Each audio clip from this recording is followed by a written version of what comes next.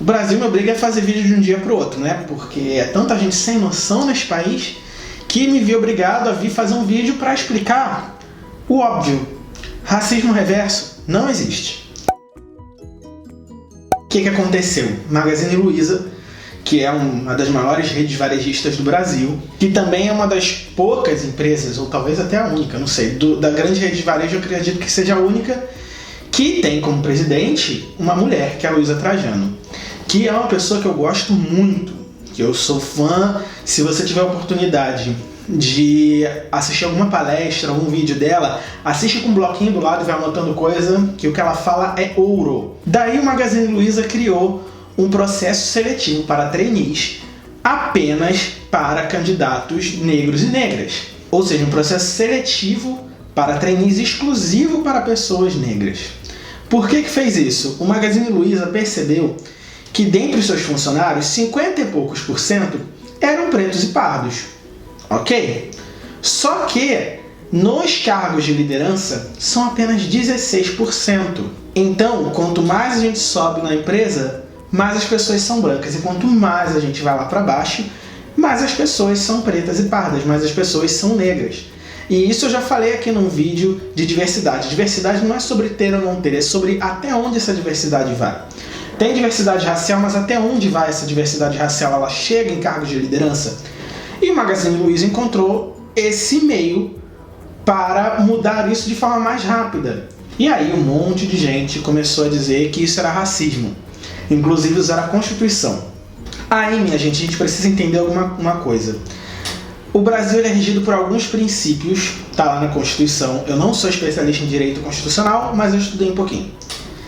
E na Constituição, a gente tem o princípio da igualdade, que todos são iguais perante a lei, por isso.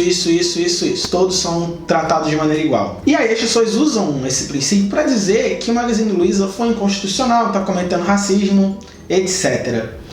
E aí vamos lá. No Brasil, as pessoas realmente são tratadas de maneira igual, independente da sua raça, etnia e cor de pele? São mesmo. Porque assim, não existe processo seletivo, de fato, que seja exclusivo para pessoas brancas. Mas a gente vê um monte de processo seletivo que exclusivamente contrata pessoas brancas. Agora, quando a polícia vai resolver fazer uma revista aleatória nas pessoas, se realmente é igualdade, por que a maioria das revistas são feitas em pessoas pretas? As revistas aleatórias. Por que a maioria das pessoas presas por engano, confundida com bandidos, são pessoas pretas? No Brasil, existe sim um tratamento diferente das pessoas por várias razões, seja por gênero, seja por sexualidade, identidade de gênero.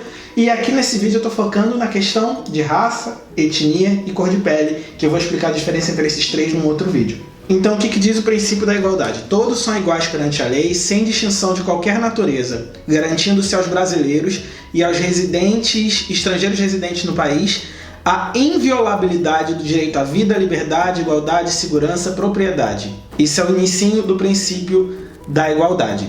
Só que o direito à vida, ele é violado a pessoas pretas.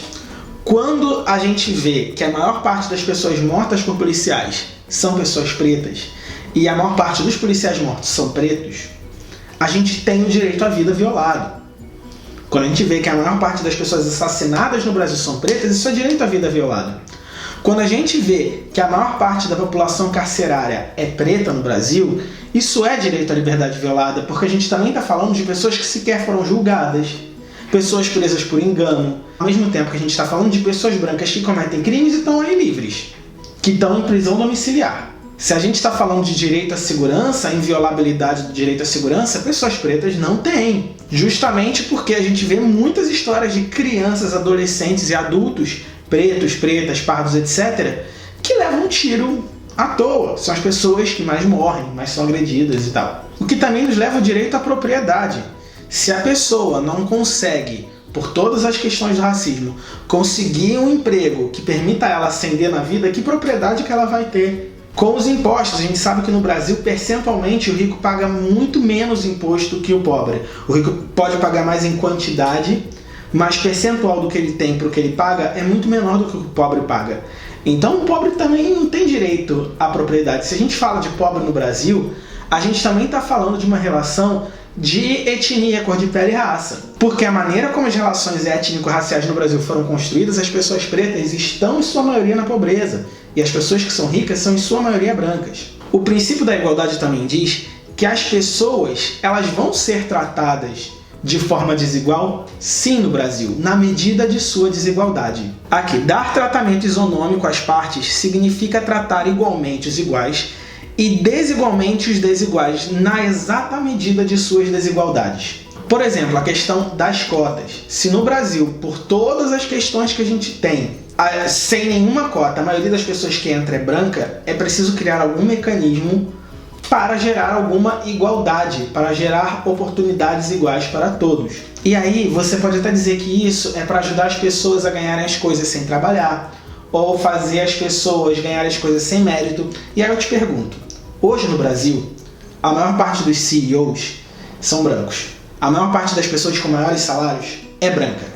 A maior parte das pessoas contratadas para cargos de trainee em empresas que investem no crescimento do funcionário são brancas. Você está me dizendo que, nesse sentido, não tendo cotas para essas pessoas, as pessoas que mereceram, que têm merecimento, que têm inteligência e que trabalham, são as que estão lá. E quem não está lá é porque não trabalhou, porque não mereceu. Então você está dizendo que os brancos são mais merecedores que os negros? Que os negros são mais preguiçosos que os brancos? Porque no Brasil a gente tem um sério problema, né? Desde que o negro parou de ser escravizado e começou a exigir dinheiro para trabalhar, como qualquer pessoa, começaram a dizer que negro é preguiçoso no Brasil, né? A gente tem no Brasil, no mercado de trabalho, uma coisa muito curiosa. Eu vou contar uma história que aconteceu, sem citar nomes, numa empresa que eu trabalhei, que é retrato de coisas que acontecem em várias empresas. Tinha um garoto que era estagiário. Ele não era um estagiário ruim, também não era supervisor dele, eu não tenho que ficar julgando o trabalho dele. Mas eu sei que ele não era um estagiário excelente, não. Eu via a supervisora dele toda hora chamando a atenção para ele fazer as coisas, às vezes ele voava muito, porque ele era um garoto de 18 anos, né? Que tinha o foco de um garoto de 18 anos. E aí ele ficou 2 meses e saiu do estágio para fazer um intercâmbio. Não estou julgando se é certo ou errado, eu até acho que ele tem que fazer o que é melhor para a carreira dele e aproveitar as oportunidades que ele tem na vida. Voltando do intercâmbio, ele foi contratado pela empresa para um cargo pleno para sênior aos 18, 19 anos. E aí disseram, nós estamos dando uma oportunidade para ele, estamos dando um voto de confiança. 2 dias depois ele pediu demissão. E aí ele foi trabalhar numa outra empresa. Nessa outra empresa, a mãe dele tinha um cargo de chefia. E olha que coincidência, essa empresa era uma das principais clientes da empresa que a gente trabalhava. Então fica um pouco difícil a gente acreditar que um garoto de 18 anos, 19 anos, vai ganhar esse voto de confiança apenas pelo seu desempenho, porque tinha muita gente ali, naquele meio, em cargos iguais a ele, que tinha muito mais merecimento que ele, inclusive pessoas pretas. Mas no Brasil, quando você é branco, e principalmente quando você tem pais em posições de destaque e interessa agradar esses pais, você primeiro tem o voto de confiança. Você primeiro tem a confiança para depois mostrar seu valor. Quando você é preto no Brasil, você precisa mostrar mais que o dobro do valor para receber menos da metade da confiança. Porque a gente está falando aqui, quando a gente fala de racismo, a gente não está falando de uma atitude aqui, de uma atitude ali, de uma coisinha que acontece isolada. A gente está falando de uma estrutura. A nossa sociedade ela é fundada em cima do racismo, é um dos pilares da nossa sociedade. Então, se a gente quer desconstruir o racismo, a gente vai precisar desconstruir a sociedade inteira. E vai ser incômodo para muita gente. E lidar com esse incômodo é o mínimo que se espera, que é o papo que a gente fala de abrir mão de privilégios. Então, quando a gente está falando de um processo seletivo exclusivo para pessoas negras, é porque nos outros processos seletivos, a maioria das pessoas contratadas, ou todas as pessoas contratadas, são brancas. Não que aquelas pessoas brancas não mereçam. Acredito até que algumas não mereçam. Mas tem pessoas ali com certeza que merecem, mas e pessoas negras, será que não merecem? A gente precisa entender que até chegar no momento daquele processo seletivo, a gente passou pela história de vida de cada um. E no Brasil, como eu já falei, a sua raça e etnia determina um monte de coisas na sua vida e na história da sua vida. O que faz com que pessoas brancas tenham mais acesso à educação, a formações, etc. E pessoas pretas têm acesso à educação, quando tem, ainda precisam trabalhar ao mesmo tempo, às vezes não dá tempo dela estagiar, de absorver aquele conteúdo, e aí por morar mais em periferia, demora mais tempo para chegar nos espaços, né, para chegar no lugar de trabalho. E aí é claro que existem pessoas pretas hoje que têm situação financeira melhor, que moram mais próximo do emprego, mas a gente está falando de uma minoria. E muita gente que está crescendo de vida só está crescendo de vida por meio de ações afirmativas, para acelerar isso e a gente conseguir tornar o Brasil um país menos desigual. E justamente pelo Brasil ser um país racista, com essa cultura racista, a gente se vê com questões como o que aconteceu no Twitter. Descobriram esse fim de semana que o Twitter, ele tem um limite para a imagem que ele mostra. Quando você faz um tweet, a imagem mostrada ela é cortada se ela não cabe ali. E aí tem um algoritmo, é um robô que decide qual parte mostrar. Descobriram que esse robô é programado para mostrar pessoas brancas e não pessoas pretas.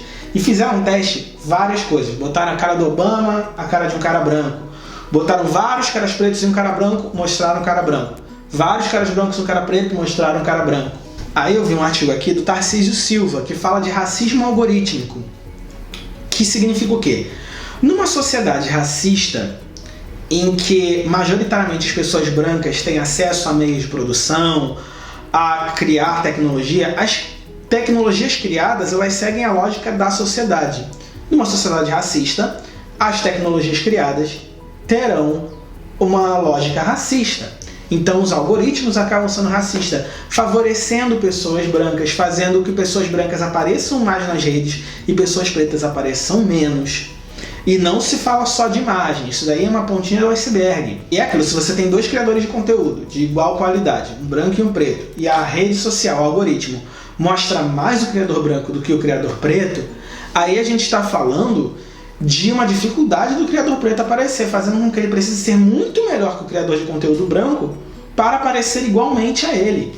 Porque o que a gente está cansado de ver é criador de conteúdo branco fazendo qualquer palhaçada, falando coisas extremamente básicas e ficando famoso, enquanto tem muito criador de conteúdo preto, criadora de conteúdo preta, que fala conteúdo aprofundado, estudado, com carisma, com tudo mais, e não deslancha. E não consegue seguidores, não consegue visualizações e, consequentemente, não consegue trabalhos. Mas esse tipo de coisa, esse tipo de racismo, as pessoas não estão interessadas em discutir. As pessoas estão interessadas em discutir ações afirmativas para tentar tornar a nossa sociedade menos desigual. As pessoas estão interessadas em discutir o processo seletivo, mas não estão interessadas em discutir e acabar com o racismo, que faz com que todo o caminho até esse processo seletivo seja muito mais fácil para pessoas brancas do que é para pessoas pretas. Mesmo pessoas brancas e pretas da mesma classe social, que moram no mesmo bairro, tiveram mais ou menos a mesma criação, para uma pessoa preta acaba sendo mais difícil. A ascensão social é muito mais fácil para pessoas brancas do que para pessoas pretas. Então, que bom que a gente tem um processo seletivo exclusivo para pessoas pretas hoje. Digo mais, isso é para ser só o começo. Porque esse processo seletivo, botar trainees pretos numa empresa, é um primeiro passo. Eu acredito que as empresas precisam sim ter programas de promoção e capacitação de funcionários pretos. Porque a gente vê nas empresas quem está subindo, quem está sendo promovido, quem está chegando nos altos salários, as histórias de sucesso das empresas, quase sempre são contadas por pessoas brancas. E aí é uma coisa interessante, porque tem a luta justíssima das mulheres por igualdade salarial, falando que as mulheres ganham menos que os homens para salários do mesmo nível, mas de que mulheres e que homens estamos falando? Apenas dos brancos. Porque para uma mulher ganhar menos que um homem num cargo de mesmo nível, ambos tiveram que chegar nesse cargo. E chegar nesse cargo é uma coisa que é negada a pessoas pretas. O homem preto sequer chega nesse cargo para poder dizer que tem o salário igual, maior ou menor de uma mulher branca. A mulher preta, então, existem empregos que são característicos, né, de mulheres pretas, a tia da limpeza, a tia do café, e isso o pessoal que reclama do processo seletivo, ninguém fala.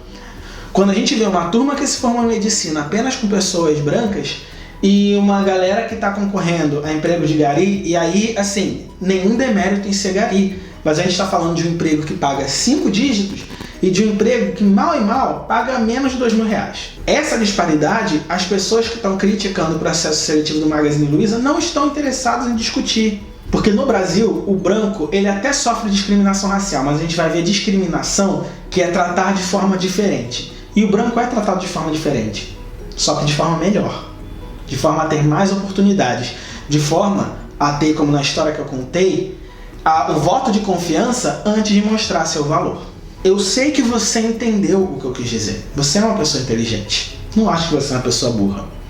Acho que talvez você seja uma pessoa desonesta que finge que não entende para continuar atacando e usando o seu racismo à torta e à direita. E aí, meu filho, se você é racista, não tem nada pior do que eu possa te chamar e eu não quero muito ter papo com você não. Então, tchau. E aí, se for deixar comentário xingando, sabe já que eu vou deletar. Muito obrigado por assistir esse vídeo até o final. O vídeo que era de sexta-feira não foi sexta, ia ser hoje. Mas aí hoje eu gravei esse vídeo. E aí o vídeo vai ser sexta que vem, porque quarta é o vídeo sobre saúde mental. Por quê? Porque o Brasil me impede de seguir uma programação. Né? O racismo, as babaquices, a transfobia da J.K. Rowling, tudo isso está me impedindo de seguir essa programação. Mas eu acho que é um conteúdo que a gente precisava conversar. Porque esse é o meu objetivo aqui, trazer conversas que a comunidade LGBT precisa ter. Se você gostou dessa conversa e quer ter acesso a mais conversas desse canal, receber notificações sempre que tiver essa nova conversa e quer ajudar essa comunidade a crescer, se inscreve no canal, no botãozinho vermelho aqui embaixo e deixa seu like também. Muito obrigado por assistir esse vídeo até o final. Desculpa a raiva, mas desculpa a raiva não, porque é pra ter raiva mesmo. Racismo é uma coisa que pede a nossa raiva. O que a gente tem que pedir desculpa é pela apatia. Então é isso. A gente se vê no próximo vídeo. Tchau, tchau.